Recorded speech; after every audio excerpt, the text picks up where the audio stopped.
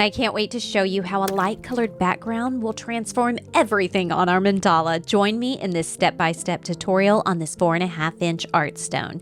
I gave it 1 coat of gesso and 2 coats of this almondine paint. I'm all ready to put my guidelines on.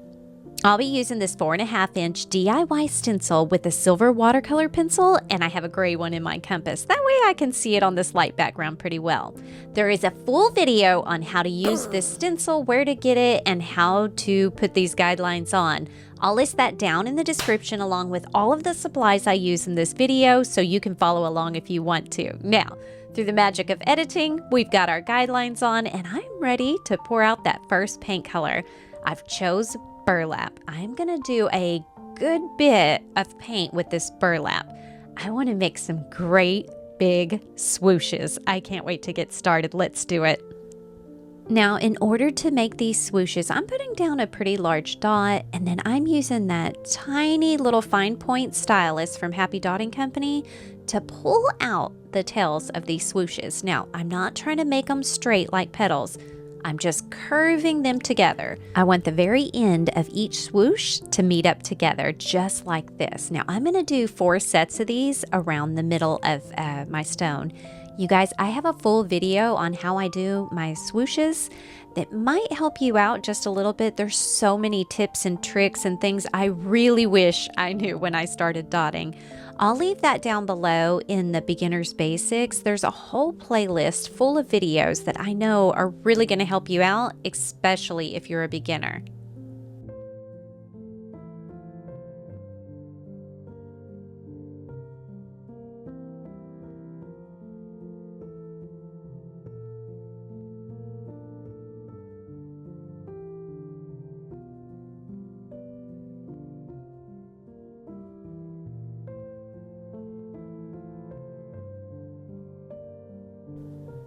All right, I'm going to use a little bit bigger of a tool, but I'm going to do the same thing. I'm using my guidelines to place these. I put that dot right on those intersecting guidelines. I've gotten out the 1mm tool. That's just the other side of the one we were just using. I want it just a little bit bigger because I've got a long way to go with that paint. And the bigger the tip, the more paint it can drag down. But this one's still fine enough to give me a little point on the end of my swoosh that I like. So I'm going to be really careful, and I'm going to try to go slow. When I drag out this side of my swoosh, I'm really trying to trace those little bitty swooshes we made. See how I'm just going right around them. And then I pull the other side of the swoosh straight. That's how I do it. I don't know if that makes sense. I hope it does. Anyway, watch that swoosh video. It's going to help you a lot with a lot of this. So now I'm going to finish up with the last one. Y'all, doesn't this look pretty so far? I think when this is done, we could just stop right here and let it be this almondine background with this burlap paint. Did you guys ever think burlap could be beautiful like this? I love it. I think it is so interesting how having a different color background like this changes everything. I know in my heart if this was a black background like I usually do, this would not be near as delicate. It would not be near as beautiful. It really does change everything. I'm trying so hard to get out of my comfort zone with that black paint and get out there just a little bit. So y'all bear with me with my color choices as I'm trying something totally new today.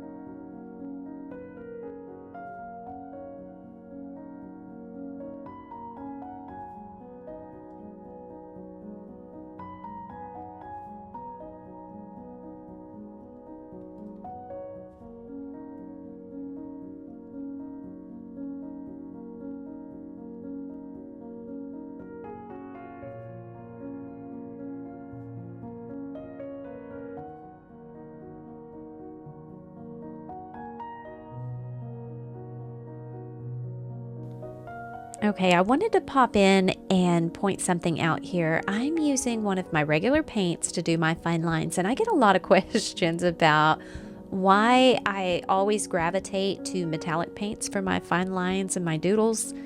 This is exactly why. I don't have a really good descriptive word for it, but do you see how these lines, they're just kind of junky? You know, it's not flowing very smooth. It's just, honestly, just kind of junky. Now, you can add some flow aid additive to it and it will help this a lot, but I don't know. I'm wondering if it's not because it dries just a little bit faster, but it's just not as satisfying to do if I'm being honest. But I really needed the look of this paint for this rock. I thought I didn't want any metallics in this one. I really didn't want to use any paint additives either. I was afraid that it would make the paint a little maybe more see-through. And as I crossed over these guidelines, I was worried that I would see the guidelines behind a thinner aloe. I don't know if that makes sense, but I would suggest maybe using the white watercolor pencil for your guidelines. I wish I would have. I don't know. I was thinking I was using like a white background and I just out of habit grabbed a darker color. But maybe if you used a white watercolor pencil and then added a little bit of the Flow Aid additive to your paint, thinned it out just a little bit, I think you'd get really good results.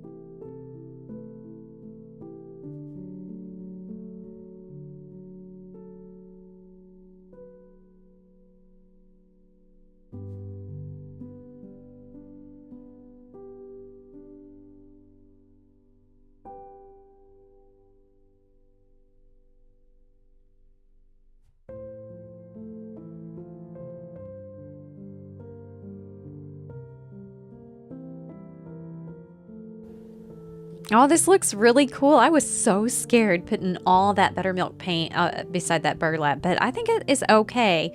Now I'm going to hone in all of my confidence and my nerve to do this. I'm going to go around all of these big, beautiful swooshes, and I'm going to put in some little fine lines and really highlight them. It's going to look really crazy for just a minute. I'm hoping this will be one of those things where in the end I can just say, oh, trust the process. But y'all, I have no idea where I'm going with this one, but I'm being brave and I'm going. I hope you're going to go with me. Don't stop yet. Let's see how it turns out.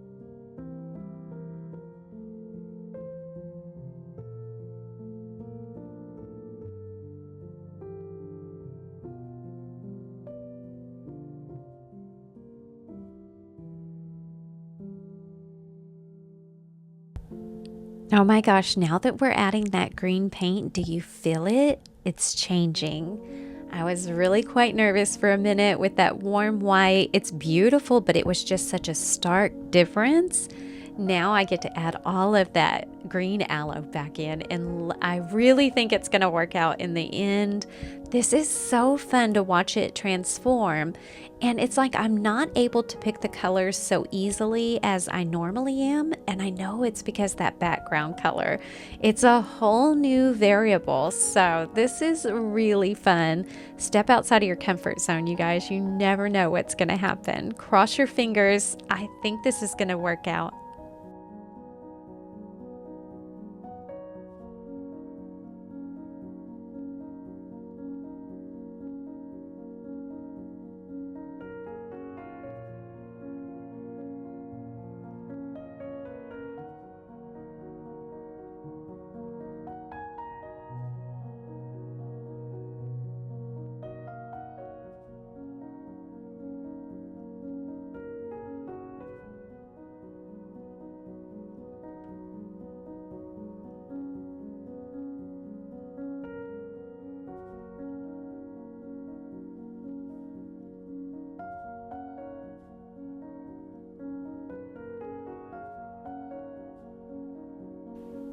Oh, you guys, I think it is so pretty. This is so different than anything else I've done. I am going to let this dry completely, probably a day or two.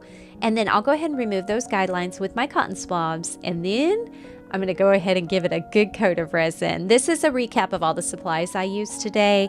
Everything is listed for you down in the description. Those are affiliate links down there, so go click, click, click, and get everything you need. I want to see your art. All right, now, through the magic of editing, let's check out the final reveal.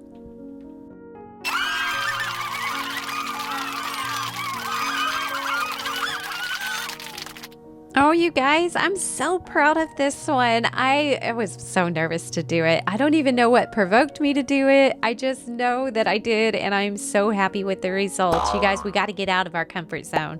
You can look forward to seeing a lot different background colors from me coming very, very soon. I'm going for it, you guys. I want you guys to check out channel memberships. Go watch that live video I did and leave me some comments on there and hit the like button. You guys have all the control with that like button. I really wish you knew how much power it was behind it. All right, visit my community page. Leave me a picture of your art. I am having so much fun seeing all of the art you guys are doing with my downloads. Check out my Etsy shop. I want you to buy my art, do all of those things that help me out. Watch these videos, and until next time, rock on.